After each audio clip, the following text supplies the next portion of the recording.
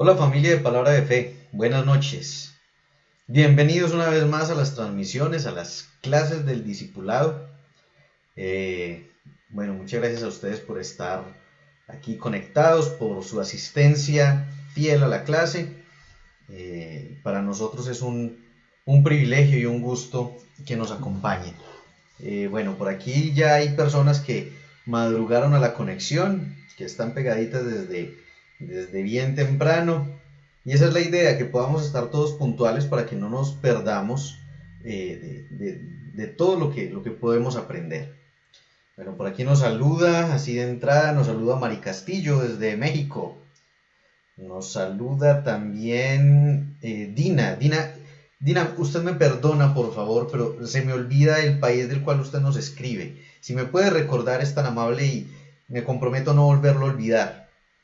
La pastora Yasmín, desde Pereira. Diego, que nos saluda desde Argentina. Mi esposita que me saluda desde el segundo piso. Tatiana también desde México. Jonathan y Saúl, espero que estén todos ahí en familia, también desde México, y mi madre que está también aquí en la misma ciudad. No sé quién más hay por ahí que nos desee saludar, que nos quiera compartir ahí un saludito. Guatemala, ya no se me va a olvidar, Guatemala. Qué bueno, Dina, que bueno, a ver, Dina y todos, ayer Sandra también que se reporta. Hola Sandra, buenas noches. Ayer estuve mirando, no sabía que esto tenía esa posibilidad de mirar los seguidores de qué países son. Les cuento que va ganando México, no recuerdo la cifra, pero de México es donde tenemos más seguidores. Me sorprendió porque pues, nosotros vivimos aquí en Colombia y tenemos más seguidores en México que aquí. Sigue Colombia y de tercero va Argentina. Ahí está el podium. México, Colombia, Argentina. Pero me sorprendió que nos ven personas en Suiza, en Irlanda, muchos en Estados Unidos. No tenía ni idea que nos veían gente en varios países de Europa. Pues sabía de España. En Italia también hay seguidores. No tenía ni la más remota idea. Pero bueno, gloria a Dios que están ustedes con nosotros y que podemos compartir este espacio, este tiempo que Dios ha provisto para que podamos todos juntos aprender de su palabra. Bueno, el fondo, como pueden apreciar, lo que tengo aquí a mi espalda, la Biblia y unos cuantos dólares. ¿Por qué? Porque hoy precisamente vamos a hablar acerca de el dinero. ¿Cuál es la postura bíblica correcta respecto al dinero? Porque hay muchos mitos, hay mucha religiosidad, como lo hemos hablado antes, respecto bueno, a tantos temas donde la religión tristemente se ha inmiscuido y nos ha privado de disfrutar de la palabra 100% pura como debe de ser. Y esas mezclas de religión nos han hecho mucho daño a los creyentes a través de los años. Y precisamente lo que buscamos es derribar todos esos mitos y mirar todas estas situaciones que son propuestas, habladas por la Biblia, desde la óptica doctrinal correcta.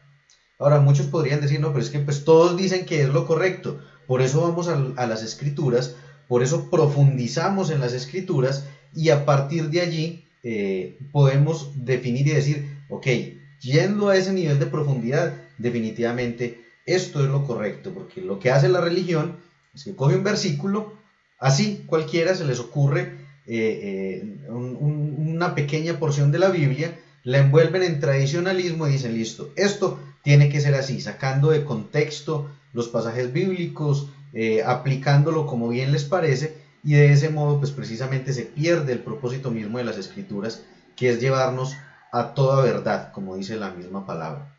Entonces hoy es la primera parte, de esta también son dos enseñanzas acerca del dinero, y es la primera parte. El próximo martes tendremos la segunda parte. Mientras tanto, mientras vamos empezando, les pido que por favor compartan la transmisión, compartan en sus perfiles, compartan en los grupos que tengan, también los devocionales que subimos diariamente, compártanlos. La idea es que más y más personas puedan ver la página, que si usted ha aprendido algo con nosotros, pues la idea es de que si hay algo bueno en uno, pues compartirlo. Y si para usted ha sido de bendición, Palabra de Fe, comparta el material de Palabra de Fe para que sea de bendición para muchas más personas. Bueno, por aquí nos saluda también Luceli. Luz, saludes a don Ángel, por favor. Bueno, por aquí celebra Tatiana, que van punteando ahí la tabla de posiciones. Y Diego también. Bueno, Diego, hay que hacerle más fuerza a Argentina, seguir compartiendo, a ver si de pronto se sube al segundo lugar. Hola Estrella que también es de México, para la muestra un botón de cómo nos siguen tanto en México. Pero bueno, mientras ustedes comparten, mientras ustedes van reproduciendo este link de la transmisión en sus diferentes redes sociales, lo pueden enviar también por WhatsApp a los grupos. Mientras tanto vamos orando para entregar esta enseñanza en manos de Dios y poder iniciar entonces ya en esta noche. Señor, muchas gracias, te damos todos en este momento, todos quienes están conmigo en esta transmisión en vivo y quienes lo harán en el momento en el que puedan ver el video. Yo sé que ellos también entrarán delante de ti con acción de gracias, porque siempre tenemos algo que agradecerte. Gracias por tu bondad, gracias por tu fidelidad, gracias por tu paciencia permanente hacia nosotros. Gracias por tu acompañamiento que no cesa. Y gracias por la palabra que hoy nos permites compartir, la palabra que hoy nos permites aprender. Gracias Espíritu Santo porque eres tú el que nos revelas, eres tú el que nos muestras, eres tú nuestro Maestro aquí en la tierra en este momento. Fue precisamente la oración de Jesús para sus discípulos y para nosotros también. Era conveniente que Él se fuera para que tú, Espíritu Santo, pudieras venir a enseñarnos todas las cosas y a recordarnos todo lo que está en las Escrituras. Gracias Dios porque a partir de esta enseñanza o a través de esta enseñanza podemos mirar la forma en la que tu palabra, en la forma en la que tú, Señor, realmente ves el dinero y la forma en la que debemos de utilizarlo correctamente. Gracias porque hoy es un día de aprendizaje, hoy es un día de bendición en ti. Oramos, Señor, con acción de gracias en Cristo Jesús. Amén. Bueno, Valeria también nos saluda, Madeline que nos saluda desde, creo que también es desde Argentina si no me equivoco, y Valeria desde Ecuador. Bueno, ahí vamos sumando países a esta transmisión. Bueno, lo primero que tenemos que tener en cuenta cuando vamos a hablar del dinero es que Dios se preocupa por todas las áreas de nuestra vida. La enseñanza religiosa nos ha dicho que Dios se preocupa por nuestra parte espiritual. Eso es cierto, pero la enseñanza religiosa dice que es solo por nuestra parte espiritual. De hecho, se llega hasta el punto de decir de que no es la voluntad de Dios que seamos sanos, que Dios no quiere que seamos sanados porque Él desea perfeccionarnos, santificarnos, enseñarnos, educarnos, disciplinarnos y todo esto a través de la enfermedad. Como ya lo vimos en las enseñanzas que tuvimos relacionadas con la sanidad, donde también hablamos acerca de la cena del Señor, fueron 3 enseñanzas, incluyendo la de la cena, y de hecho 4 si incluimos también ahí la del aceite de la santa unción, donde hablamos de la sanidad y donde vimos bíblicamente que el deseo de Dios es que nosotros seamos sanos, no lo que dice la religión. Entonces, esa misma estructura religiosa dice que así como Dios hace todo eso, supuestamente, a través de la enfermedad, pues también lo hace a través de la pobreza. Y de que pues entre más pobres seamos, más nos podemos acercar a Dios. Si somos personas que vivimos en la más paupérrima miseria, pues entonces nuestro corazón estará más inclinado a Dios. Pues vemos de que realmente esto es una enseñanza antibíblica, es algo que contradice la posición y la postura de la palabra de Dios realmente, y es lo que quiero que miremos. Bueno, Madeline me corrige, muchas gracias, eso me gusta, que me hagan caer en cuenta de eso, desde Puerto Rico.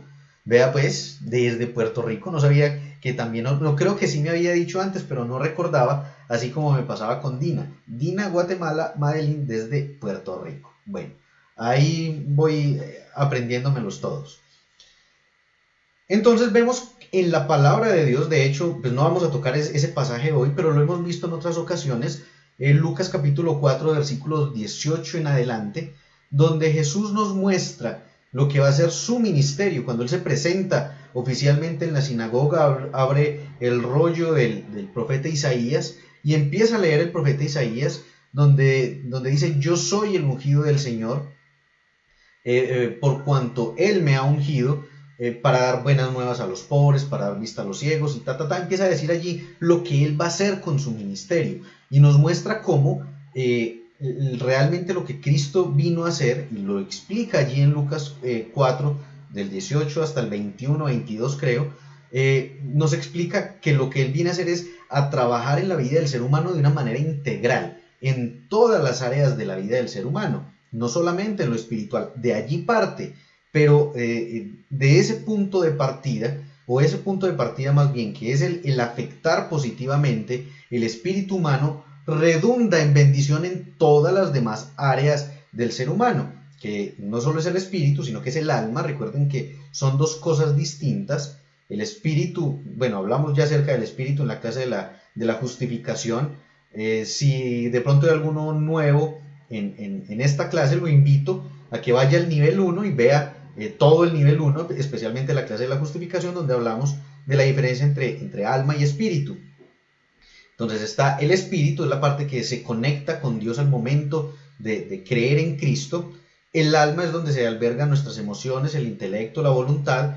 El cuerpo, nuestro cuerpo físico, que obviamente Dios se preocupa por nuestro cuerpo físico, por nuestra integridad, y también el área financiera. En la parte del alma podemos incluir todo lo que son las relaciones de familia, relaciones amorosas, todo lo que son vínculos emocionales están conectados con la parte del alma. Entonces vemos cómo Dios se interesa por todo, no solo allí en Lucas capítulo 4, vemos también, por ejemplo, aquí en Tercera de Juan, versículo 2, recuerden que Tercera de Juan es solo un capítulo, entonces pues no se dice capítulo 1, sino simplemente que se va directo al versículo.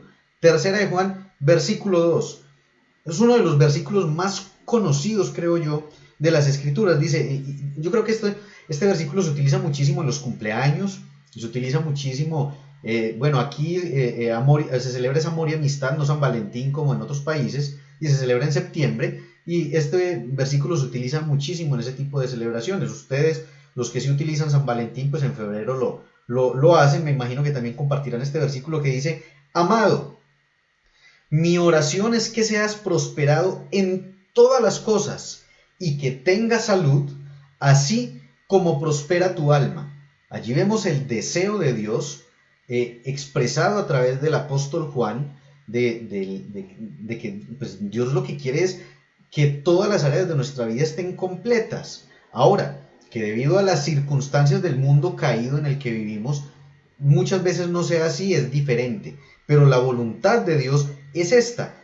Él desea que seamos prosperados en todas las cosas. Y todas las cosas, pues son todas las cosas. Cuando Dios dice todas las cosas, créalo, son todas las cosas. Él desea que seamos prosperados en todo, que tengamos salud, habla de nuestro cuerpo.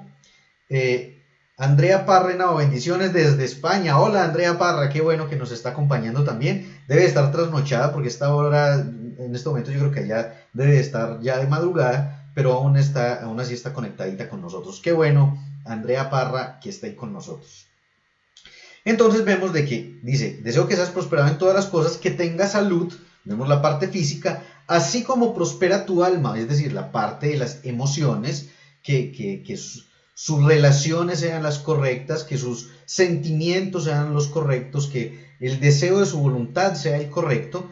Y una vez de que le está escribiendo esta carta a Gallo, que es el hombre que recibe esta encomienda, es porque es alguien que ya ha creído en Cristo, entonces ya ha sido prosperado en su espíritu. Entonces vemos esas 4 facetas del ser humano que Dios desea que sean abundantes en nosotros: la parte financiera, nuestra salud, nuestra parte del alma, y pues obviamente el espíritu que está intrínseco en todo esto. Ahora, vemos que este versículo, tanto este pasaje como Lucas 4 que les acababa de mencionar, nos muestran que el deseo de Dios es que seamos prósperos en todas las áreas de la vida, incluyendo la parte financiera. Pero entonces hay pasajes de la Biblia que han sido torcidos y mal utilizados, y han sido mal utilizados porque han sido mal interpretados, para decirnos: es malo tener dinero, es malo ser próspero, nunca piense en tener prosperidad o cosas abundantes en su vida, porque eso es malo. Eso es lo que dice la religiosidad. Sin embargo, vamos a ver este pasaje, que es uno de esos que se ha utilizado para enseñar torcidamente esto por las sectas, porque realmente son las sectas las que enseñan esto, y vamos a ver realmente qué es lo que dice la palabra de Dios. Vamos a Mateo, capítulo 19, versículos 16 en adelante. En este pasaje siempre se basan para decir que la pobreza nos santifica a nosotros y nos acerca más a Dios, pero realmente han cogido y han torcido la palabra totalmente. Bueno, miremos desde el 16, Mateo 19, 16. Dice: entonces vino uno y le dijo, póngale mucha atención, lo que les he dicho antes, mucha atención a los detalles. Vino uno y le dijo: maestro bueno, ¿qué bien haré para tener la vida eterna? Él, o sea Jesús, le dijo: ¿por qué me llamas bueno?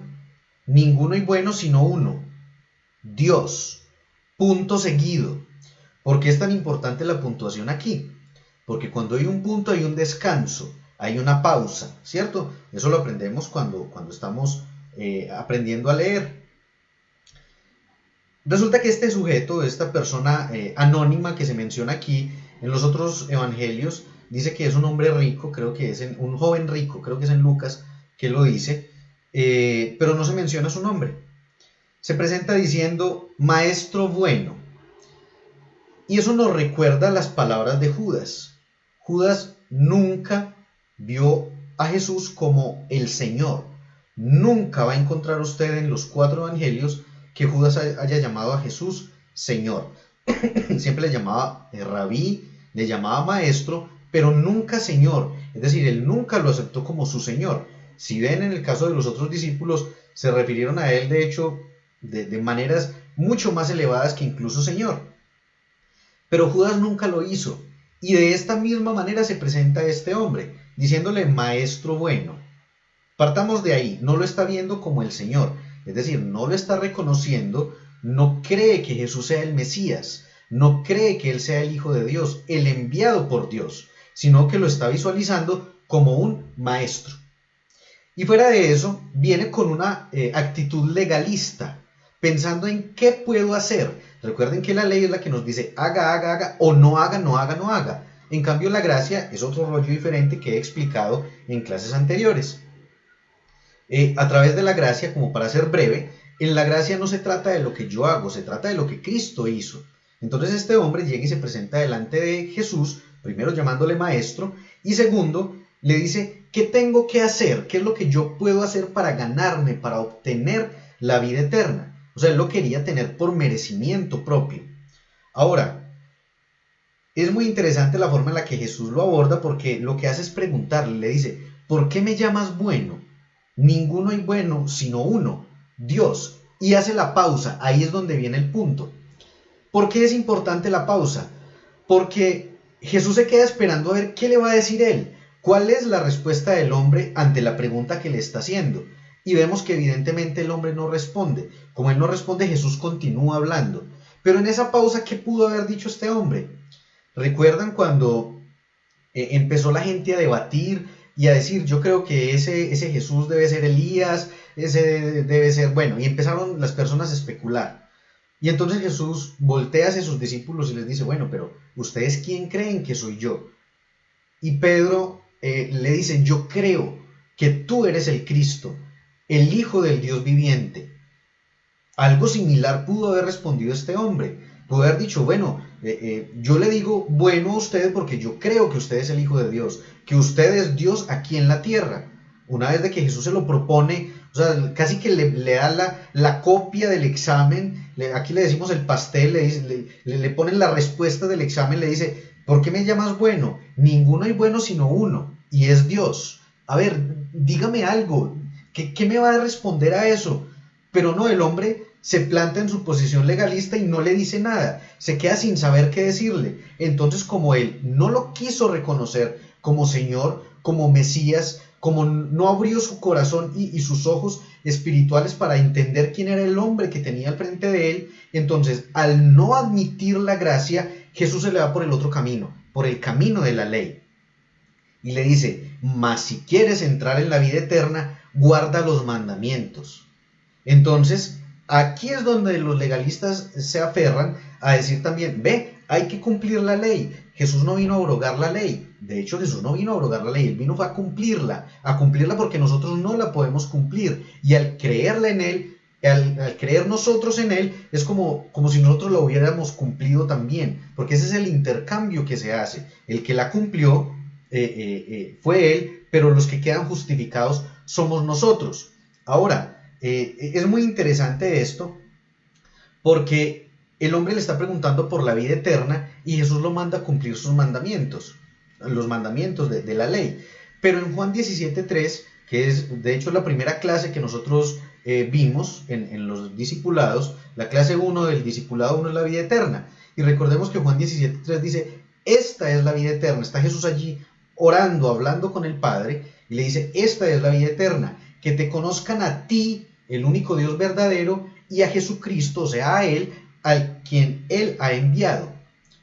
Pero entonces Jesús está contradiciendo. ¿Qué es lo que pasa aquí? Es lo que dicen los ateos o la gente que no cree en la palabra. Vea, si ve la palabra, eso que dicen ustedes, palabra de Dios, vea cómo se contradice. La palabra de Dios no se contradice nunca. La palabra de Dios se complementa, que es lo que siempre les he dicho. ¿Qué es lo que pasa aquí? Él fue incapaz de reconocer a Jesucristo, el enviado de Dios, que en eso consiste la vida eterna, en conocerlo a Él, en tener una relación con Él, y como Él no lo pudo ver, Jesús le propone el otro camino, porque realmente hay dos caminos para ser salvos, hay dos caminos para ser justificados delante de Dios. Uno es a través de la gracia, creyendo en la obra de Cristo, y el otro es a través de la ley. Sin embargo, es como decir que hay dos formas de llegar a Europa, una en avión, ¿cierto? Y la otra nadando. Yo le recomiendo que se vaya en avión porque nadando no creo que sea posible. Es un camino, es una opción, pero no creo que llegue, ¿sí? Ese es el camino de la ley. Está la gracia o la ley que de hecho es tan imposible de cumplir que Jesús la tuvo que cumplir por nosotros. Entonces, ante la negativa de este hombre de aceptar a Jesús como lo que él era, como el Cristo, y obtener la vida eterna simplemente con creerlo, entonces Jesús le propone el otro camino, el de los mandamientos. Y le dice, mas si quieres entrar en la vida eterna, guarda los mandamientos. Y él le dice, ¿cuáles? Es así como con una actitud casi que sobradora, con una actitud agrandada. Le dice, bueno, ¿cuáles? Como, dígame pues qué es lo que tengo que hacer. Y Jesús le dijo, no matarás, no adulterarás, no hurtarás, no dirás falso testimonio, honra a tu padre y a tu madre, y amarás a tu prójimo como a ti mismo. Y este hombre vanidoso le dice, todo esto lo he guardado desde mi juventud, ¿qué más me falta? O sea, como este cuento de la ley está muy fácil, póngame algo más difícil. O sea, el tipo de entrada es mentiroso, porque nadie nunca ha podido cumplir toda la ley, 613 mandamientos de la ley que solo Jesús cumplió. Y este hombre llega aquí mintiendo de entrada, entonces ya violó la ley de una vez, ya quebrantó la ley mintiendo, y llega diciendo, no, es que yo ya todo esto lo he cumplido desde siempre. Entonces Jesús le dijo, si quieres ser perfecto, por eso es tan importante los detalles, si quieres ser perfecto, si usted cumple toda la ley ya es perfecto, pero Jesús le está diciendo, si quieres ser perfecto, o sea, a mí no me venga, pongámoslo en un lenguaje coloquial, Jesús le está diciendo, no me quiera venir a engañar, no me meta los dedos a la boca como decimos aquí en Colombia, no me tome por tonto. Si usted realmente quiere ser perfecto, como dice que lo es, entonces vaya, venda todo lo que tiene, délo a los pobres y así va a tener tesoros en el cielo. Y entonces ahí sí venga y me sigue. Y lo siguiente que dice es que el hombre cuando escuchó esto se fue muy triste porque tenía muchas posesiones. Entonces vuelven otra vez los religiosos y dicen, sí ve, tiene que vender todo. No se podía quedar con las riquezas para poder tener la vida eterna. No, lo que pasa es que Jesús sabía que para ese hombre era más importante la riqueza. Por eso, es más, el último mandamiento que él le menciona es amar al prójimo como a sí mismo. Y de entrada él no estaba dispuesto a compartir su riqueza con nadie, ¿sí? Empecemos por ahí. Fuera de eso, si él hubiera admitido, si él hubiera reconocido quién era aquel que estaba delante de él, pues habría ido a vender todo de inmediato. Le cuento que yo a la media hora habría regresado y le habría dicho, listo, ya, ahora sí, ¿me puedo ir con usted o qué más tengo que hacer? Pero no, este hombre tenía su corazón puesto en las riquezas. A ver, en el entorno personal de Jesús, no en su círculo más íntimo, pero sí en las personas que lo rodeaban, había personas que tenían mucho dinero. Nicodemo, por ejemplo, José de Arimatea era otro, eran hombres que tenían mucho dinero. De hecho, de eso vamos a hablar en Navidad, pero Jesús era rico. No les voy a decir por qué, pero Jesús era rico. Uno dirá, claro, era el Hijo de Dios. No, se los voy a contar desde el punto de vista humano por qué Jesús era rico. No voy a ahondar en esto, creo que a Jonathan se lo había explicado en algún momento. No me vaya a comentar ahí por qué, porque usted es el único que sabe y mi esposa. Pero Jesús era rico. Entonces él no podía estar en contra de las riquezas porque, pues de hecho, hola Elisa, qué bien que esté ahí con nosotros. Porque él era un hombre que tenía un muy buen poder adquisitivo. Se los explicaré en algún momento, yo creo que sería en Navidad, que les enseñaría acerca de esto.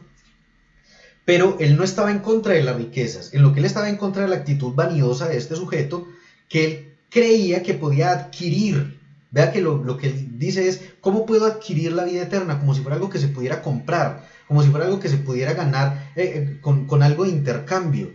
Y esa no es la posición correcta realmente que se debe tener frente a Dios. Lo que él debió de haber hecho fue, teniendo un poco más de visión espiritual, ahondando más en el ministerio de Jesús y entendiendo más la obra de él, se habría dado cuenta de que era el Cristo, porque ya los discípulos lo habían entendido. No era un misterio realmente, era algo que de hecho la gente, cuando él entra a Jerusalén, salen las multitudes a recibirlo y cantaban diciéndole, Hosana al hijo de David, porque la profecía decía que el Mesías era de la descendencia de David y lo reconocían a él como el Mesías. Pero este hombre vanidoso, que solo tenía ojos para sus riquezas, no pudo identificar al que tenía al frente suyo, que era Jesús. Entonces Jesús le da todavía la opción y le dice, listo, venda pues todo lo que tiene, a ver si de pronto, zafándose de las riquezas y ya no teniendo su vista en las riquezas, lo reconoce, pero no, prefirió aferrarse al dinero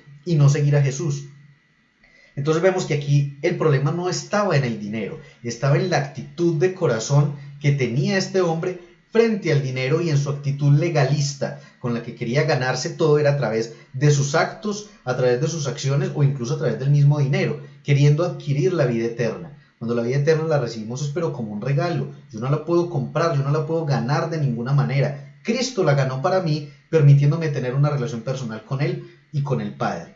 Entonces vemos que aquí el problema realmente no estaba en el dinero, estaba en la actitud equivocada de este hombre. Versículo 23 dice, entonces Jesús dijo a sus discípulos, de cierto les digo que difícilmente entrará un rico en el reino de los cielos. Otra vez les digo, es más difícil pasar un camello por el ojo de una aguja que entrar un rico en el reino de Dios. Aquí ha habido también otro problema de interpretación y es que se ha mencionado de que el ojo de aguja es una especie de accidentes topográficos que hay a las afueras en el desierto de Jerusalén y que llaman, por la estrechez en estos sitios, los llaman ojo de aguja, que Jesús estaba refiriendo a eso.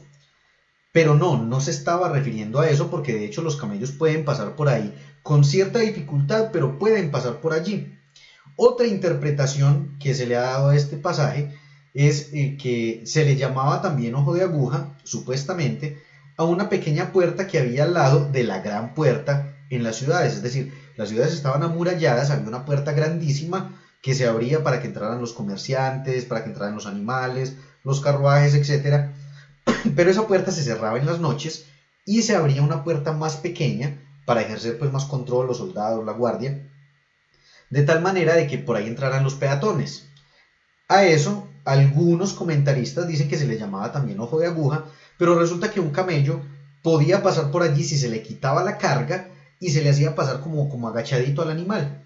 Entonces, ahí hay dificultad para pasar, no imposibilidad, que es a lo que se está refiriendo este pasaje. No habla de dificultad, sino de algo totalmente imposible. Y cuando vamos al origen de las palabras, a la etimología que se utiliza aquí, nos damos cuenta de que, bueno, recuerden que lo que es Mateo, Marcos y Lucas son muy similares en algunos asuntos y los tres nos muestran esta misma historia. Sin embargo, Mateo y Marcos utilizan una palabra cuando hablan de aguja y es la palabra rafis. Para los que les gusta tomar notas, se escribe R de ratón, H, A de ala, F de foca, la I latina con tilde y S al final, rafis. Esa palabra se utilizaba en el antiguo griego para referirse a la aguja convencional con la que se cose la ropa, ese tipo de aguja. Sin embargo, Lucas utiliza otra expresión y es la expresión velone, con B larga, los que toman apuntes, velone con B larga, E de enano, L de limón, O de oso, N de nené y E de enano otra vez al final, velone, con tilde en la O. Ya aquí, Lucas se refiere a la aguja quirúrgica. Recuerden que Lucas era médico. Entonces él lo mete en su lenguaje como más cotidiano de su oficio y habla pero de la aguja quirúrgica. Sin embargo, en los dos casos está hablando de aguja, de una aguja como tal. Y cuando habla de ojo, se utiliza la palabra trema, que hace relación con perforación o agujero. O sea que aquí Jesús está hablando de una aguja común y corriente, y es imposible que un camello pase por ese orificio tan pequeño. Y aquí dice que es más fácil pasar un camello por el ojo de una aguja, literalmente por el ojo de una aguja, que entrar un rico en el reino de Dios. Si ve, es de donde se pegan los religiosos, si ve que los ricos no se pueden salvar, por eso no pueden tener dinero, hay que salir de todo el dinero porque los ricos no se pueden salvar. Vea lo que dicen los discípulos, versículo 25. Sus discípulos, oyendo esto, se asombraron en gran manera, pues yo también me habría asombrado, diciendo, ¿quién pues podrá ser salvo? Pues ni siquiera se puede tener plata porque si no me condeno.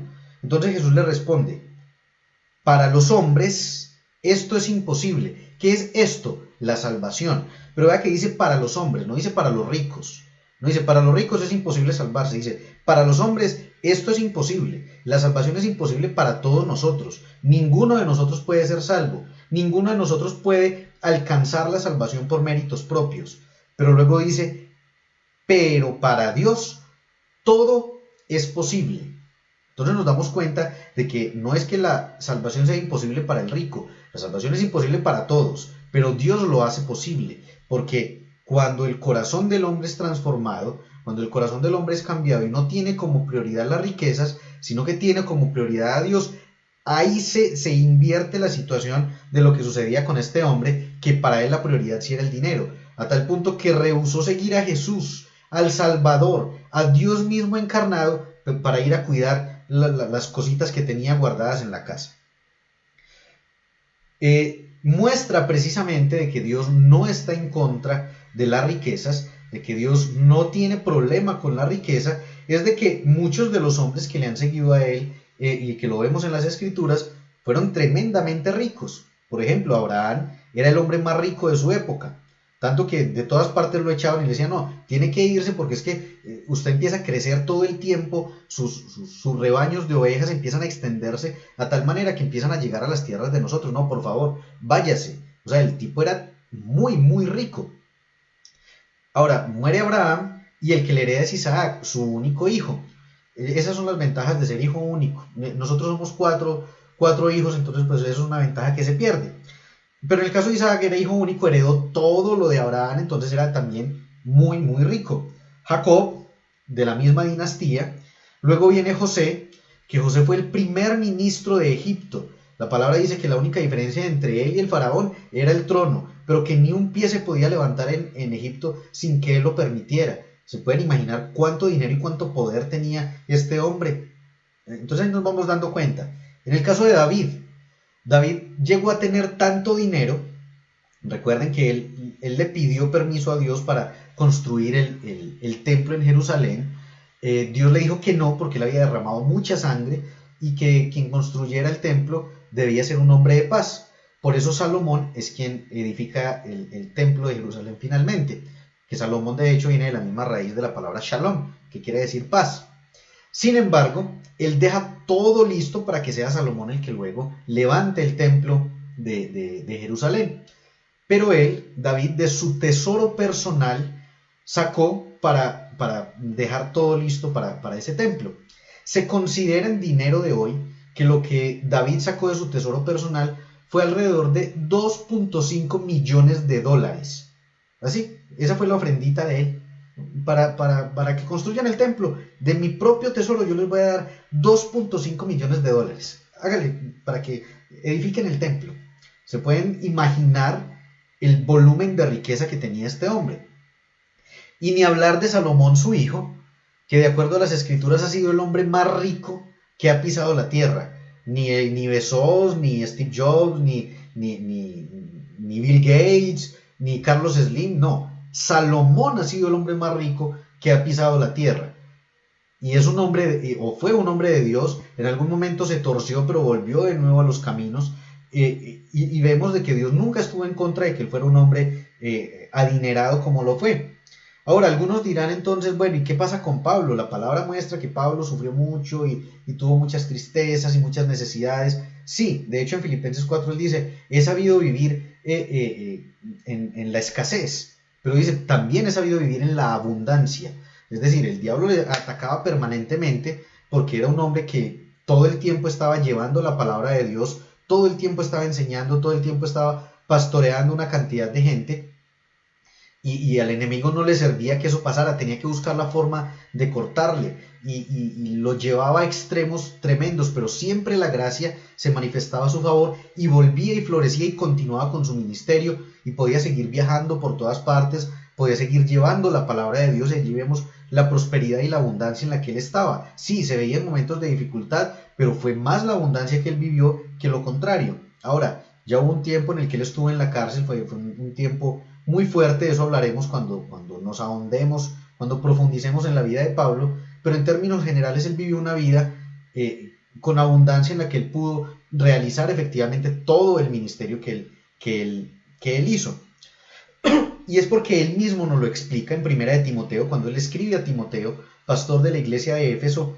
Él no le dice que el dinero es malo. De hecho, es lo que nos dice también aquí mi esposa, es el amor al dinero. Allí dice, el amor al dinero, Primera de Timoteo 6:10, el amor al dinero es raíz de toda clase de mal. No dice el dinero, el problema no es el dinero, el problema es el amor al dinero. De hecho, yo conozco personas que aman mucho el dinero y no tienen dinero. Es gente ambiciosa a más no poder, pero no tienen plata. Se la pasan haciendo una cantidad de cosas. Algunos hacen cosas ilícitas, otros hacen juegos de azar, y todo esto es por amor al dinero. Y uno a ver y no tienen plata, se la pasan a toda hora arrastrados, sin nada. ¿Qué es lo que los lleva a todo esto? El amor al dinero, no el dinero porque ni siquiera tienen. Como también he podido conocer gente con mucho dinero, muy sencilla, que no aman realmente el dinero, sino que han aprendido a ver el dinero como un medio, no un fin. Allí es donde está la diferencia. Por eso Pablo dice, el amor al dinero es la raíz de toda clase de mal. Y en algunas personas, en su intenso deseo por el dinero, o mejor, y algunas personas en su intenso deseo por el dinero, se han desviado de la fe verdadera y se han causado muchas heridas dolorosas. El problema no está en la plata, el problema está en amar el dinero, que era lo que pasaba con el joven del relato de Mateo capítulo 19. Ahora, yo quisiera que viéramos la forma en la que Dios realmente desea prosperarnos y el por qué desea hacerlo. Para eso tenemos que ir a Deuteronomio 8, Deuteronomio capítulo 8, versículo 18. Les doy tiempo para que busquen mientras tomo agua.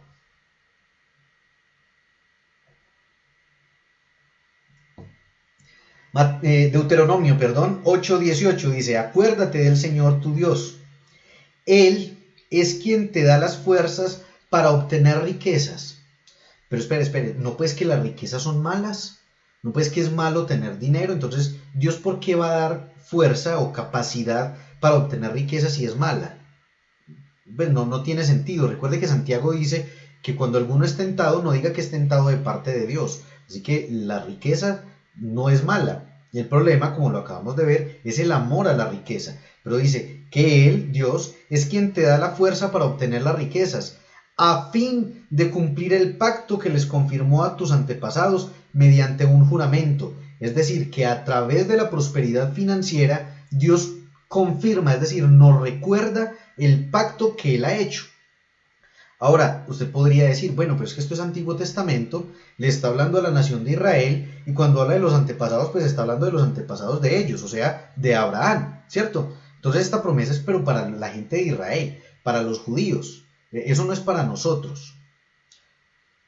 Vamos entonces al momento en el que se da la promesa de la que está hablando aquí, Deuteronomio 8:18. Para eso tenemos que ir hasta Génesis 12:2. Dice, haré de ti una nación grande. Aquí está hablando Dios con Abraham. Este es el momento en el que Dios llama a Abraham. Dice, haré de ti una nación grande y te bendeciré y engrandeceré tu nombre y serás bendición. Es decir, yo te voy a bendecir a ti para que tú bendigas a otros. ¿Listo? Esta es la bendición que Dios da a Abraham y de la cual aquí está recordando Dios en Deuteronomio 8:18, que ese fue el pacto que él hizo con el antepasado, con Abraham, ¿cierto? Pero es que eso es para los judíos. Bueno, pues entonces vamos a Gálatas 3, del 13 al 14. Gálatas 3, 13 al 14, para que lo busquen por favor o lo apunten. Dice, Cristo nos rescató de la maldición de la ley, haciéndose maldición por causa nuestra. Porque la Escritura dice, maldito todo el que muere colgado de un madero. Mañana vamos a hablar acerca de este pasaje muy a profundidad. Versículo 14, dice, esto, o sea, lo que acabamos de leer, sucedió para que la bendición que Dios prometió a Abraham también por medio de Cristo alcance a los no judíos y para que por medio de la fe recibamos todos el Espíritu que Dios ha prometido. A ver por si de pronto no me escucharon bien. Esto sucedió, o sea, la obra de Cristo, para que la bendición que Dios prometió a Abraham alcance también por medio de Cristo Jesús a los no judíos. O sea que este pacto que Dios está recordándole a los judíos en Deuteronomio 8:18, basado en la promesa que le dio a Abraham, en el pacto con Abraham, nos alcanza a nosotros. Y es lo que dice Gálatas, no me lo estoy inventando. Ahí está. Si quiere lo vuelve a leer para que le quede más claro. Ahí está. La promesa de prosperidad es para todos. Cuando Él dice que Él nos da el poder para hacer la riqueza, cuando lo dice ahí en la palabra, no es solamente para los judíos, porque el pacto que está hablando ahí es el pacto con Abraham y ese pacto nos alcanza también a nosotros, de acuerdo a lo que leemos en Gálatas. Así que Él también nos da a nosotros el poder para hacer riqueza. Así que Dios no condena la riqueza. Dios en ningún momento está en contra de que tengamos bienes. Él desea que seamos prosperados en todas las cosas, así como somos prosperados en todas las otras áreas de nuestra vida. Él desea que seamos prosperados también en el área financiera, porque Él nos da el poder para hacer la riqueza fundamentado en el pacto que hizo con Abraham. Él lo bendice para que Él sea de bendición para otros. ¿Cómo podemos ser de bendición para otros si nosotros mismos no estamos bendecidos? Eso es lo que Él desea, que nosotros prosperemos, que en nuestros negocios o en nuestros trabajos seamos ascendidos, que en todo lo que hagamos haya prosperidad, para nosotros poder compartir esa bendición con otras personas, que era parte de lo que hablábamos también el martes, y que de hecho es lo que también nos confirma el mismo Pablo en 2 Corintios 9:8, que fue una cita que también leímos en la clase del martes. Dice, Dios puede darles a ustedes con abundancia toda clase de bendiciones, para que tengan siempre todo lo necesario y además les sobre para ayudar en toda clase de buenas obras. Entonces vemos aquí que lo que Dios quiere es que nosotros estemos bendecidos de tal manera que podamos compartir con otros.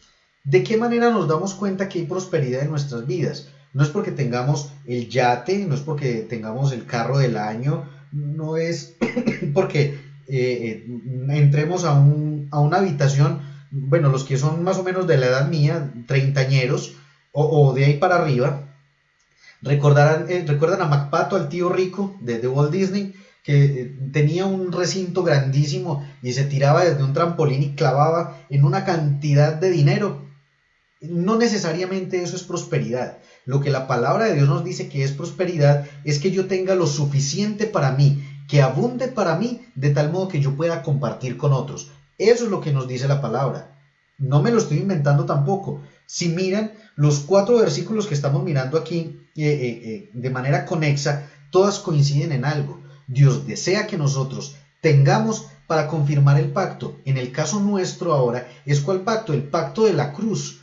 Porque en el momento en el que nosotros tenemos abundancia en nuestra vida, podemos compartir con otros de tal manera que les podamos mostrar la manera en la que, sí, 30 y tantos, mi amor, la manera en la que Dios nos ha bendecido a nosotros es el reflejo que nosotros proyectamos a los demás. De esa manera, cuando alguien llega a nosotros con necesidad, podemos bendecirlo o podemos bendecir su obra para que el pacto de Cristo sea conocido por muchas más personas, bendecir los ministerios que están trabajando precisamente impartiendo la palabra de Dios para que ellos puedan continuar con esto y puedan seguir mostrando el pacto de Cristo, el pacto que Dios hizo con Abraham primero, que hizo con la nación de Israel, pero que fue perfeccionado a través de la sangre de Cristo en la cruz del Calvario, un nuevo pacto bajo mejores promesas. Eso es lo que promulgamos, eso es lo que hablamos nosotros, eso es lo que queremos enseñarle a las naciones, y que de hecho, como les decía al principio, en muchas naciones nos ven, y para nosotros es un motivo de gozo y motivo de alegría.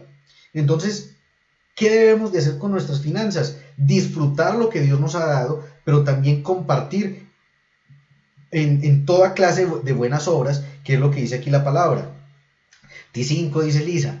T5, ¿por cuánto? Bueno, pero el propósito de Dios para nosotros es de que tengamos abundancia en nosotros, en nuestra vida, y que esa abundancia podamos compartir para ayudar a la obra de Dios, a la obra de Cristo, para que el pacto de Cristo, la obra de Cristo, sea conocido en todas partes. En eso nos damos cuenta que estamos en prosperidad, porque es suficiente para mí, tengo lo suficiente para mí, y también tengo para sembrar en otros, para que el reino de Dios crezca, se multiplique y sea conocido en todas las naciones de la tierra. Algunas personas dicen, bueno, pero es que yo no tengo la capacidad de hablar, yo de pronto soy muy tímido, no puedo, pero hay personas que tenemos el llamado para hacerlo, y que precisamente deseamos hacer todo esto, pero necesitamos también de esa abundancia que Dios pone en ustedes sea compartida para poder seguir realizando este trabajo,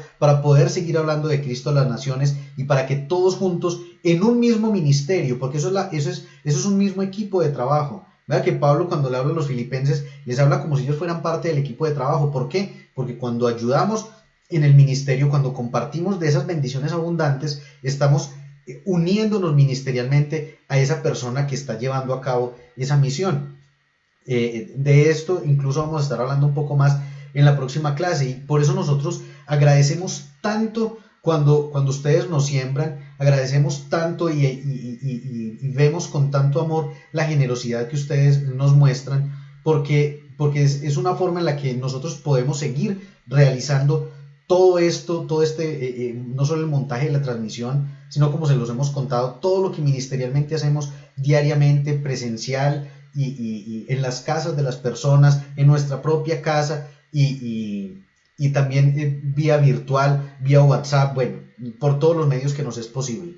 Así que lo que Dios desea con nuestras finanzas es, sí, que tengamos, pero que tengamos para compartir, para poder ayudar a que su reino, a que su pacto sea extendido por todas las naciones de la tierra, que sea conocido como le dijo Jesús a los discípulos, en Jerusalén, en Judea, en Samaria y hasta lo último de la tierra. Entonces, cuando contribuimos a la obra de Dios, estamos ayudando a que el pacto de Cristo sea hablado en todas partes. Entonces vemos a través de esta enseñanza de que el deseo de Dios es de que nosotros realmente seamos prósperos. Si no estamos bendecidos, no podemos bendecir. Fue lo que le dijo a Abraham: te bendeciré para que bendigas. En Génesis 12:2, te bendeciré y serás de bendición. Abraham no iba a poder ser de bendición si él mismo no estaba bendecido. Así que el deseo de Dios es bendecirnos en todo, incluyendo el área financiera. Bueno, les cuento que mañana tendremos una enseñanza que se llama Libres de la Maldición. Nos vemos a la misma hora, 7 de la noche hora de Colombia, y ustedes conocen su horario para sus países, pero mañana también tendremos la cena. Así que alístense con su jugo de uva, con su vino, con su pan, para que podamos compartir juntos mañana, al final de la enseñanza, la cena del Señor desde nuestros hogares. El martes tendremos la segunda parte de esta enseñanza, y el jueves tendremos la clase número 16, con la que estaremos terminando este segundo nivel del discipulado. Para quienes no han hecho el nivel 1, los invito a que lo hagan, lo terminen, porque el requisito para darles el certificado del segundo nivel es haber visto todo el segundo nivel, pero además de eso, tener el certificado del nivel 1. Uno no pasa el segundo semestre en la universidad sin ver el primero, así que los invito a que vean todo el discipulado nivel 1, los que no lo han hecho, y que se desatrasen de las clases de este nivel 2 para que puedan tener su certificado al final de este nivel. Nos vemos entonces mañana a la misma hora, con toda la disposición y con todos los elementos que necesitamos para estudiar y para tener la cena del Señor. Bendiciones a todos, que tengan una muy feliz noche, que descansen.